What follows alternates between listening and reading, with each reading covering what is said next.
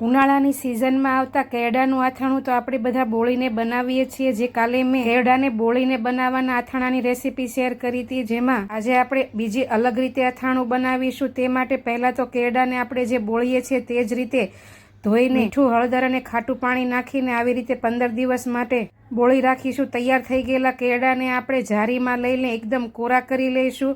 આવા થઈ જાય ત્યાં સુધી પલળવા દેવાના। પછી 24 કલાક માટે પંખા નીચે આવી રીતે પાથરીને સૂકવવા દઈશું। પડી જાય એટલે મિક્સર ગ્રાઇન્ડરમાં રાઈના કુરિયા, મેથીના કુરિયા, વરિયાળી, આખા ધાણા નાખીને અધકચરા ક્રશ કરી લઈશું। ડીશમાં આવી રીતે પાથરી ઉપરથી મીઠું, હળદર, હિંગ નાખીને ઉપરથી ગરમ તેલ નાખીને બરાબર મિક્સ કરી દઈશું અને 2 કલાક માટે મસાલાને સેટ થવા દઈશું। તૈયાર થઈ ગયેલા મસાલાને 2 કલાક માટે સેટ થવા દઈશું। પછી કેરડામાં 1 લીંબુનો રસ અને 2 લીંબુના ટુકડા પ્રિઝર્વેટિવ માટે નાખી બરાબર મિક્સ કરી એરટાઇટ બરણીમાં ભરીને આખું વર્ષ ખાઈ શકાય।